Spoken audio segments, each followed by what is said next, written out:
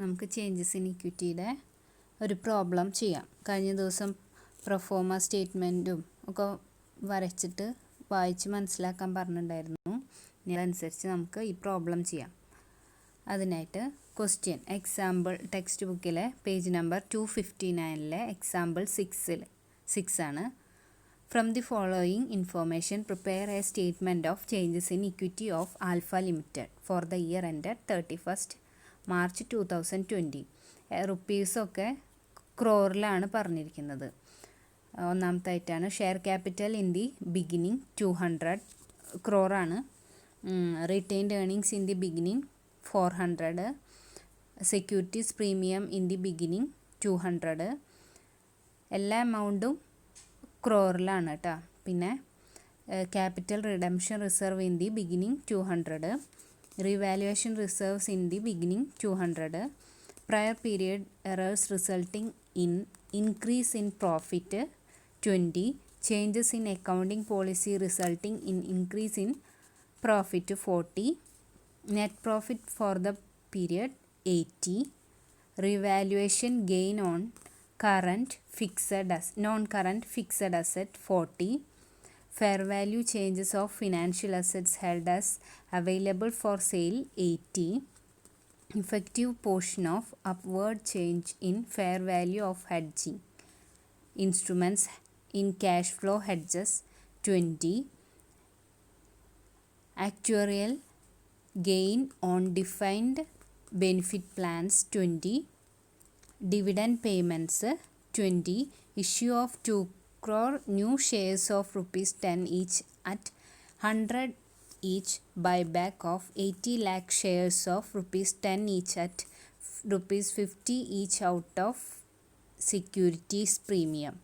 Issue of bonus shares out of capital redemption reserve 180. ഇതാണ് question. ഇതിന്ന് നമുക്ക് statement of changes in equity അല്ലെങ്കിൽ source ഉണ്ടാക്കണം.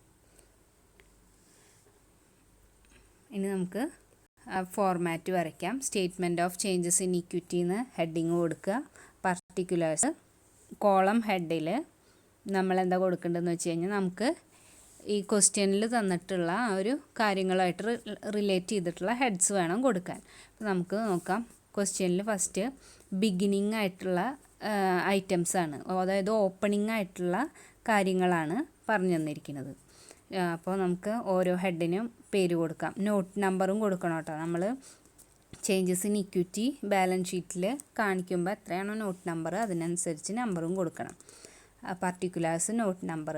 പിന്നെ ഇവിടെ നമുക്ക് തന്നിരിക്കുന്നത് share capital in the beginning തന്നിട്ടുണ്ട്. അപ്പോൾ നമുക്കൊരു കോളത്തിൻ്റെ ഹെഡ് ഷെയർ ക്യാപിറ്റൽ എന്ന് കൊടുക്കാം. ഇനി അടുത്തതാണ് retained earnings in the beginning എന്ന് തന്നിട്ടുണ്ട്. അപ്പോൾ അടുത്ത കോളത്തിൻ്റെ ഹെഡ് ആ എമൗണ്ടും ആ പേരും കൊടുക്കാം. പിന്നെ നെക്സ്റ്റ് ആണ് തന്നിരിക്കുന്നത് സെക്യൂരിറ്റീസ് പ്രീമിയത്തിൻ്റെ ബിഗിനിങ് എമൗണ്ട് തന്നിട്ടുണ്ട്. അപ്പോൾ ആ ഒരു ഹെഡ് കൊടുക്കാം, സെക്യൂരിറ്റീസ് പ്രീമിയം. പിന്നെ നെക്സ്റ്റ് ക്യാപിറ്റൽ റിഡംഷൻ റിസർവ്, അങ്ങനെ ഒരു ഹെഡും കൊടുക്കാം. പിന്നെ എന്തുട്ടാണ് നമുക്ക് തന്നിട്ടുള്ളത് revaluation reserve in the beginning. അങ്ങനെ 5 ഹെഡ്സാണ് ഇവിടെ തന്നിട്ടുള്ളത്. അതുകൊണ്ട് അത് കൊടുത്തു.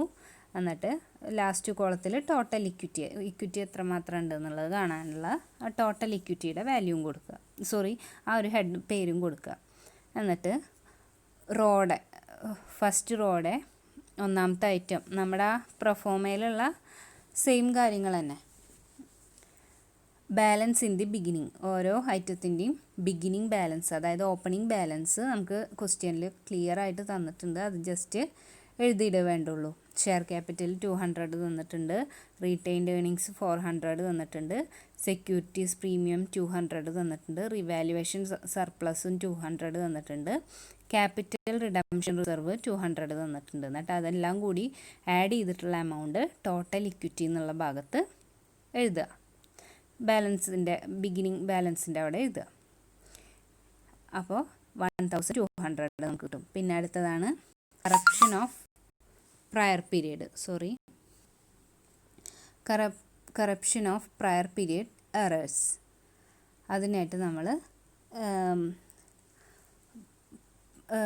പ്രയർ പീരിയഡിലത്തെ എററിൽ വന്നിട്ടുള്ള കറപ്ഷനാണ് നമ്മളിവിടെ നോക്കുന്നത് അത് റീറ്റെയിൻഡ് ഏണിങ്സിനെയാണ് ബാധിക്കുന്നത് അല്ലേ. കഴിഞ്ഞ വർഷത്തെ പ്രോഫിറ്റ് എന്ന് പറഞ്ഞു കഴിഞ്ഞാൽ റീറ്റെയിൻഡ് ഏണിങ്സിൻ്റെ പ്രോഫിറ്റിൻ്റെ ഒരു ഭാഗമാണല്ലോ റീറ്റെയിൻഡ് ഏണിങ്സ്. അതുകൊണ്ട് കഴിഞ്ഞ വർഷത്തെ എന്തെങ്കിലും എറേഴ്സ് വന്നിട്ടുണ്ടെങ്കിൽ അത് റീറ്റെയിൻഡ് ഏണിങ്സിനെ എഫക്റ്റ് ചെയ്യുന്നു. അതുകൊണ്ട് നമ്മൾ ആ എഫക്റ്റ് നമ്മൾ കാണിക്കുന്നത് റീറ്റെയിൻഡ് ഏണിങ്സിൻ്റെ അണ്ടറിലാണ്. 20 എന്ന് വെച്ചിട്ട് കാണിക്കുക. പിന്നെ ചേഞ്ചസ് ഇൻ അക്കൗണ്ടിങ് പോളിസി, അതും നമുക്ക് അക്കൗണ്ടിങ് പോളിസിയിൽ എന്തെങ്കിലും ചേഞ്ചസ് വന്നിട്ടുണ്ടെങ്കിൽ അതും പ്രോഫിറ്റിനെ തന്നെയാണ് ബാധിക്കുക അല്ലേ. കഴിഞ്ഞ വർഷത്തെ പ്രോഫിറ്റ് ആയാലും ശരി, ഈ വർഷത്തെ പ്രോഫിറ്റ് ആയാലും ശരി, അക്കൗണ്ടിങ് പോളിസിയിൽ വരുന്ന ചേഞ്ചസ് പ്രോഫിറ്റിനെയാണ് ബാധിക്കുക. അതുകൊണ്ട് അതും നമ്മൾ റീറ്റെയിൻഡ് ഏണിങ്സിൽ കാണിക്കുന്നു. പിന്നെ restated balance in the beginning, അതായത് മുൻ വർഷങ്ങളിൽ ഇപ്പോൾ ഈ ചെയ്ത ഇത്രയും കാര്യങ്ങളിലത്തെ എമൗണ്ട് ആഡ് ചെയ്തിട്ടുള്ളത് കാണിക്കേണ്ടതാണ് restated balance in the beginning. ഓപ്പണിങ്ങിൽ വരുന്ന ആ ബാലൻസിൻ്റെയും പിന്നെ ഈ കറപ്ഷൻ ഓഫ് പ്രയർ പീരീഡ് എറേഴ്സും ചേഞ്ചസ് ഇൻ അക്കൗണ്ടിങ് പോളിസിയും കൂടിയിട്ട് ആഡ് ചെയ്തിട്ടുള്ള ആ എമൗണ്ടാണ് അവിടെ കാണിക്കേണ്ടത്. ഇനി നെക്സ്റ്റ് ആണ് അടുത്ത head total comprehensive income four the year. ഇപ്പോഴത്തെ ഇയറിലത്തെ ടോട്ടലായിട്ട് കിട്ടുന്ന ഇൻകമാണ് നമുക്കിവിടെ കാണിക്കേണ്ടത്. അതിന് നമുക്ക് ക്വസ്റ്റ്യനിൽ തന്നിട്ടുണ്ട് എന്തൊക്കെ ആയിട്ടാ, നെറ്റ് പ്രോഫിറ്റ് തന്നിട്ടുണ്ട് ഇല്ലേ. അതും നമ്മുടെ പ്രോഫിറ്റ് റിലേറ്റഡ് ആയതുകൊണ്ട് റീറ്റെയിൻഡ് ഏണിങ്സിനെയാണ് എഫക്റ്റ് ചെയ്യുക. അതുകൊണ്ട് ആ കോളത്തിലാണ് നമ്മൾ അതിനെ കാണിക്കേണ്ടത്. Net profit for the year retained ഏണിങ്സിൻ്റെ കോളത്തിൽ കാണിക്കുക, എന്നിട്ട് അതൊപ്പം ടോട്ടലിൻ്റെ ഭാഗത്ത് വിടുക. അതുപോലെ തന്നെ നെക്സ്റ്റ് ആണ് revaluation of non current asset. Revaluation of non current asset അത് റീവാലുവേഷൻ സർപ്ലസ് ആണ് അല്ലേ, റീവാലുവേഷനായിട്ട് റിലേറ്റഡ് ആണ്. അതുകൊണ്ട് നമ്മൾ റീവാലുവേഷൻ സർപ്ലസിൽ കാണിക്കുക ആ എമൗണ്ട്. പിന്നെ റീവാലുവേഷൻ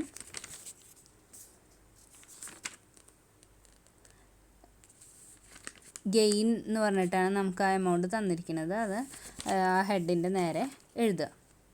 ഇനി നെക്സ്റ്റ് ആയിട്ടാണ് എന്ത്, fair value changes of financial assets held as available for sale. അതും ഈ അസറ്റ്സിൻ്റെ സെയിലുമായിട്ട് റിലേറ്റഡ് ആണ്. അതും റീവാലുവേഷൻ സർപ്ലസുമായിട്ട് റിലേറ്റഡ് ആണ്. അതുകൊണ്ട് തന്നെ ആ കോളത്തിൽ തന്നെയാണ് അതും കാണിക്കേണ്ടത്.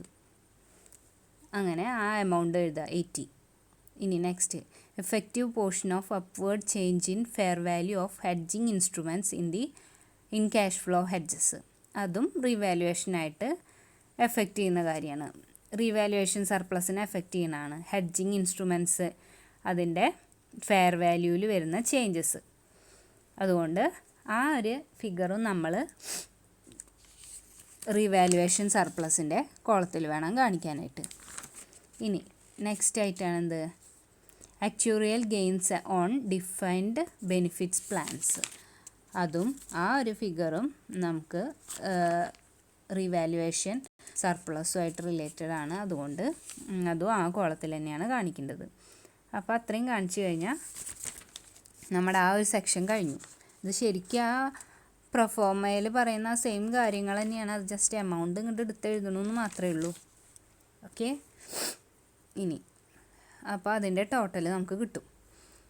ഇനി നെക്സ്റ്റ് ഹെഡാണ് F, transaction with shareholders. Share ഹോൾഡേഴ്സുമായിട്ട് റിലേറ്റ് ചെയ്യുന്നതാണ് ഇനി നെക്സ്റ്റ് ഹെഡിൽ വരുന്നത്. അതായത് ഷെയർ ഹോൾഡറിനായിട്ട് ഫസ്റ്റ് എന്തൊട്ടാണ് നമുക്ക് ക്വസ്റ്റ്യനിൽ തന്നിരിക്കുന്നത്, ഡിവിഡൻഡ് പേയ്മെൻറ്റ്സ് അല്ലേ.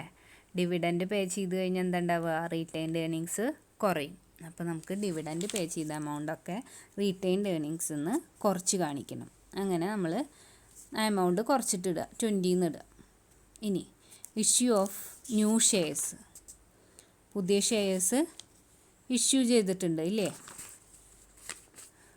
2 crore